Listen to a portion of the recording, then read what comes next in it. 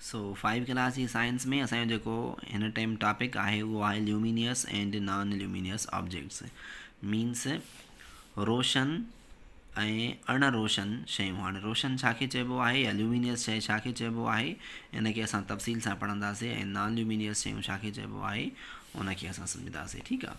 So look at the figures on your right, पंहिंजे साॼे तरफ़ हिन तस्वीर ॾांहुं निहारियो। Which one of these objects shine, हाणे हिननि मां कहिड़ियूं शयूं आहिनि जेके चमकनि थियूं। हीउ सिजु आहे ऐं हीउ चंड आहे। हूअं त असां ॾिठो हूंदोसीं त सिजु त ॾींहं जो बिल्कुलु चमकंदो आहे, पर असांखे इहा बि ख़बर आहे त राति जो जेको हिन टाइम असां वटि लाइट अचे थी पई राति जो, उहा जॾहिं चंड फुल हूंदो आहे त चंड्रमा बि ईंदी आहे। पर जीअं त असांखे लॻंदो ईअं आहे त ॼणो चंड बि चमके थो या चंड्रमा बि रोशनी निकिरे थी, पर हक़ीक़त हिन जो उबतड़ आहे त चंड पाण रोशनी पैदा न कंदो आहे।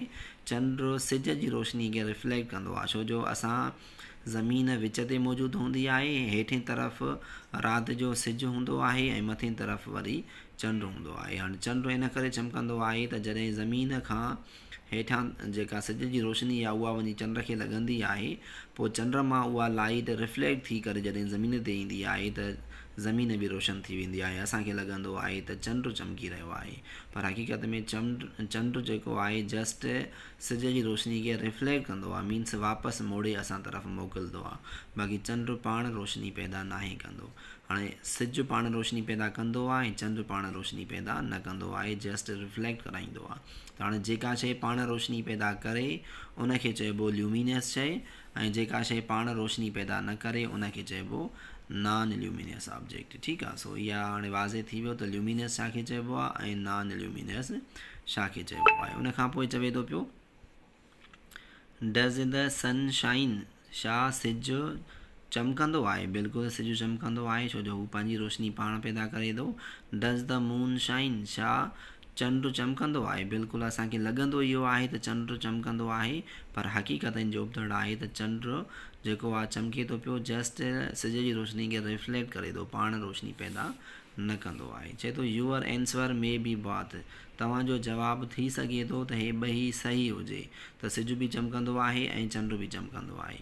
What is the difference between the glowing sun and the moonlight that you see at night. हाणे ॿुधायो त हिकु चमकंदड़ सिज ऐं चंड जी रोशनीअ में कहिड़ो फ़र्क़ु आहे। त सिजु जेको आहे उहो पाण रोशनी पैदा करे थो पियो ऐं चंड जेको आहे उहो सिज जी रोशनीअ खे रिफ्लेक्ट करे थो पियो। इहो फ़र्क़ु आहे त हू पाण रोशनी पैदा कंदो आहे ऐं हीउ पाण रोशनी पैदा न कंदो आहे, जस्ट रिफ्लेक्ट कराईंदो आहे। ठीकु आहे। सो हाणे असां वाज़े कंदासीं the sun shines because it is capable of producing its own light. त सिजु शाइन कंदो आहे, सिजु चमकंदो आहे उन करे छाकाणि त सिजु पाण रोशनी पैदा करण जे क़ाबिलु आहे, पाण रोशनी पैदा कंदो आहे, इन करे हू चमकंदो आहे। The sun is a luminous object, इन करे सिज खे चइबो त इहो ल्यूमिनियस ऑब्जेक्ट आहे, छो जो इहो पाण रोशनी पैदा करे थो।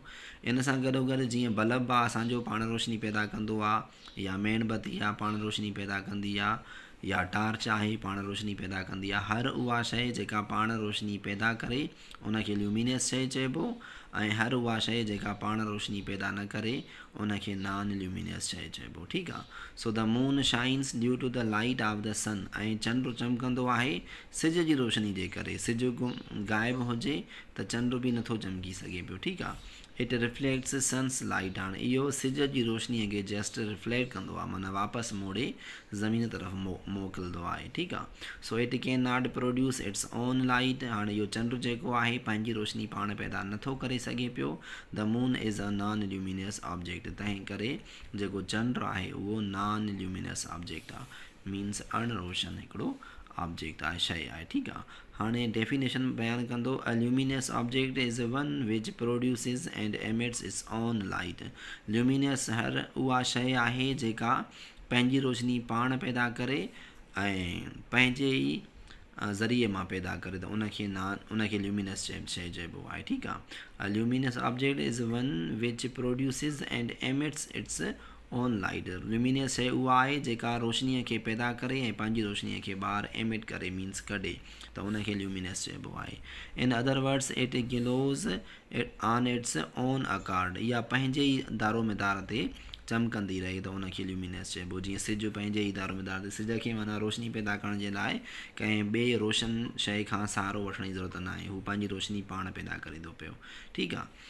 Two be able to glow, चमकण जे ख़ातिर an object must have its own source of energy, त कंहिं बि शइ खे पंहिंजो ई को ज़रियो हुजे इहा रोशनी पैदा करण जो, ठीकु आहे। So the sun is a luminous object, हाणे जेको सिज आहे उहो ल्यूमिनियस ऑब्जेक्ट आहे मीन्स रोशन शइ आहे। It is made up of such substances, इहो कुझु अहिड़ियुनि शयुनि मां ठहियलु आहे which provide it energy to glow, जेके सिज खे एनर्जी मुहैया कनि थियूं चमकण जे लाइ, त हू पंहिंजे ई कुझु ज़रियनि खां एनर्जी तयारु करे थो, सिज जी रोशनी तयारु करे थो ऐं हू असां तरफ़ मोकिले थो पियो, त इहो पाण रोशनी पैदा करण वारो जेको सिज आहे उहो ल्यूमिनियस आहे, ठीकु आहे। A torch is also a luminous object, हाणे हिकु टार्च जेका आहे उहा बि ल्यूमिनियस ऑब्जेक्ट आहे, ठीकु आहे। सो इट शाइन्स, इहा चमकंदी आहे, जॾहिं बि असां इनखे चार्ज कंदा आहियूं त इहा चमकंदी आहे। Because of the energy stored in its batteries, छाकाणि त हू पंहिंजी बैटरी में एनर्जी जमा करे रखे थी पई, पोइ उन बैटरी मां उहा एनर्जी यूज़ करे रोशनी पैदा करे थी पई, त इहा बि हिकु क़िस्म जी ल्यूमिनियस शइ आहे, ठीकु आहे। दस अहिड़ीअ तरह we can say that light is a form of energy, अहिड़ी तरह असां इहो चई सघूं था पिया त हीअ जेकी रोशनी आहे, लाइट आहे, इहा बि हिकु एनर्जीअ जो फॉर्म आहे, एनर्जी जी हालत आहे। Other examples of luminous objects, luminous शयुनि जा ॿिया मिसाल कुझु ही आहिनि, जीअं लैम्प्स, ॾीआ, कैंडल, मेणबत्ती, फायर फ्लाइज़, ही फायर फ्लाइज़ आहे जंहिंखे असां सिंधी में टांडाणो चवंदा आहियूं, जेको राति जो रोशनी पैदा कंदो आहे। Stars, Sitara and lantern fish, ऐं जेका ही लैंटर्न फिश आहे इहा बि पाणीअ में रोशनी पैदा कंदी आहे, या ही जेको बल्ब आहे इहो बि रोशनी पैदा कंदो आहे। त हाणे इहे सभु शयूं जेके आहिनि इहे ल्यूमिनियस ऑब्जेक्ट्स आहिनि, मीन्स रोशन शयूं आहिनि, ठीकु आहे।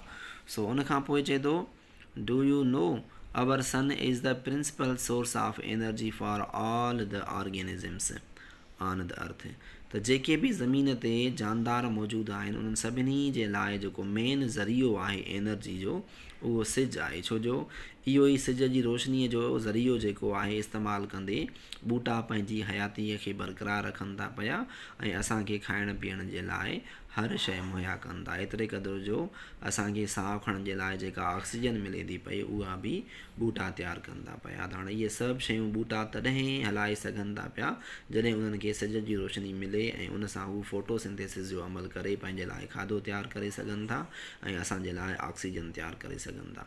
ऐं इन्हनि ॿूटनि जे वजूद में हुजण सां ॿूटनि मां पोइ असांखे अनाज बि मिलनि था, सब्जियूं बि मिलनि थियूं ऐं मेवा बि मिलनि था पिया। त हाणे इन सभिनी शयुनि खे बरक़रार रखण जे लाइ सिज जी एनर्जी जी ज़रूरत आहे जंहिंजे ज़रिए ॿूटो फोटोसिंथेसिस जो अमल कंदो आहे, ठीकु आहे। सो अवर sun is an atomic furnace, असांजो जेको सिज आहे उहो हिकु एटॉमिक फर्नेस मीन्स हिकु क़िस्म जो भठो आहे। That turns mass into energy, जेको हू मास जेको आहे उहो एनर्जी में कन्वर्ट करे थो पियो, ठीकु आहे।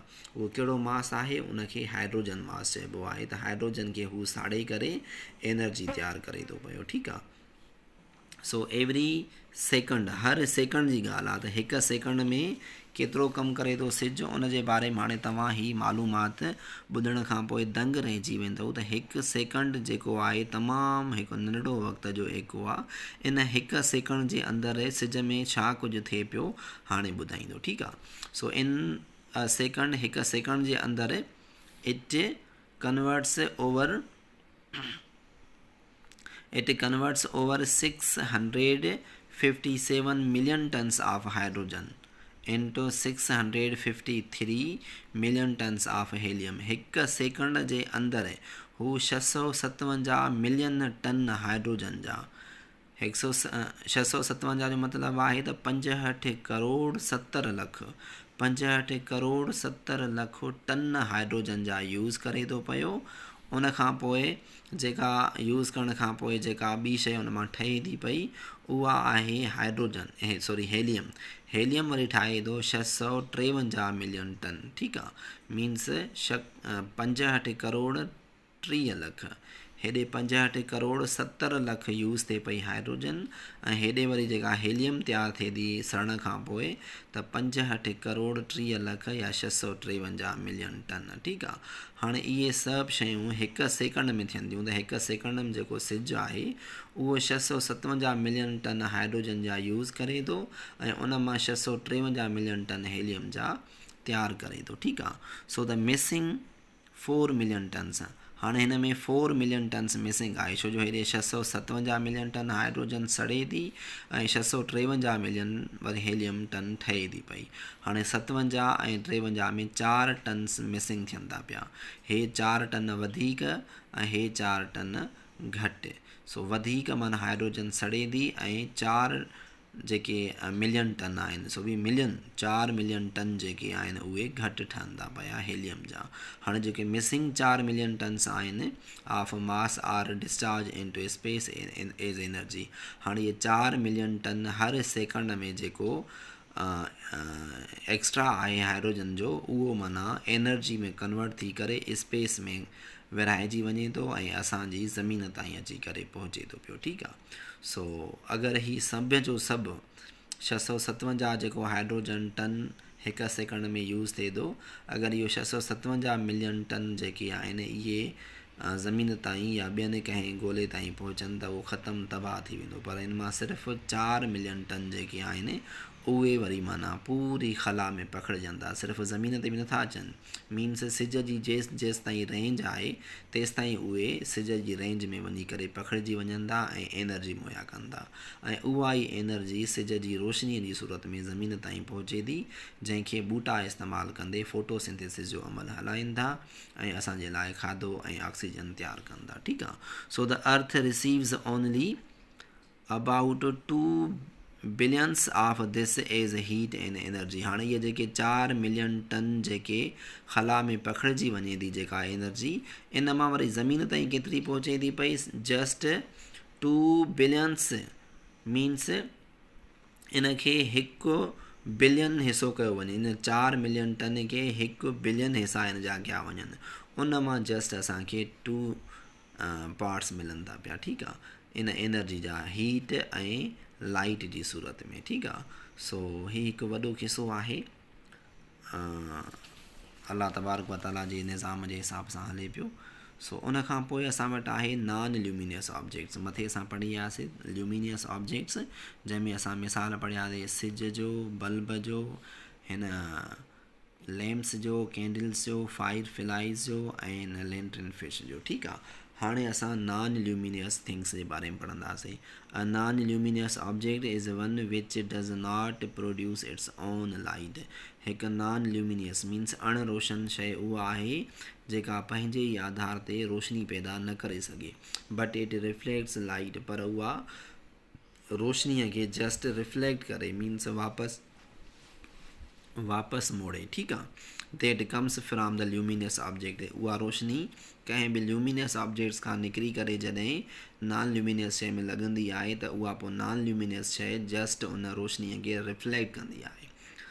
मिसाल तौरु परे खां असांखे का दीवार बि अगरि वाइट कलर थियल हुजे या तेज़ कलर थियल हुजे त परे खां असांखे दीवार बि सिज जी रोशनीअ ते चमकंदड़ नज़र ईंदी आहे, पर उहा पाण त रोशनी पैदा न कंदी आहे, जस्ट उनखे जॾहिं सिज जी तपश या लाइट तेज़ लॻंदी आहे त उहा लाइट रिफ्लेक्ट थी करे असांजी अखियुनि में ईंदी आहे ऐं परे खां असांखे लॻंदो आहे त जस्ट ॼणो उहा जेका दीवार आहे उहा बि रोशन हुजे या चमकी रही हुजे। सो माना हाणे साबित थी वियो त जेके नॉन ल्यूमिनियस शइ आहिनि उहे जस्ट लाइट खे रिफ्लेक्ट कंदियूं पियूं, बाक़ी लाइट ओरिजिनली पैदा थींदी आहे ल्यूमिनियस शयुनि में, ठीकु आहे। So some examples of non luminous objects are furniture in the room, जीअं कमरे में रखियल जेको फर्नीचर आहे उहो बि नॉन ल्यूमिनियस आहे, छो जो उहो रोशनी पैदा नथो करे। बुक्स मीन्स किताब आहिनि, क्लॉथ्स मीन्स कपिड़ा आहिनि, ट्रीज़ मीन्स वण आहिनि, एंड प्लानेट्स मीन्स इहे जेके ग्रह आहिनि, जीअं ज़मीन आहे, जीअं वेनस आहे, जीअं मर्क्यूरी आहे, जीअं मार्स आहे।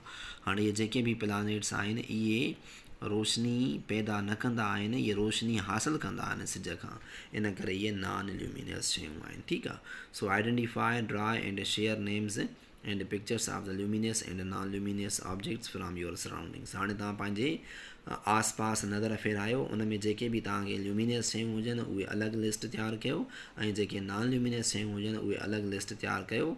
पोइ इहे जेका बि मालूमात तव्हां गॾु कयो पंहिंजे क्लास जे साथियुनि सां हिक ॿिए सां शेयर कयो, त जीअं तव्हांजो कॉन्सेप्ट क्लियर थी वञे त ल्यूमिनियस शइ छा खे चइबो आहे ऐं नॉन ल्यूमिनियस शइ छा खे चइबो आहे। ठीकु आहे।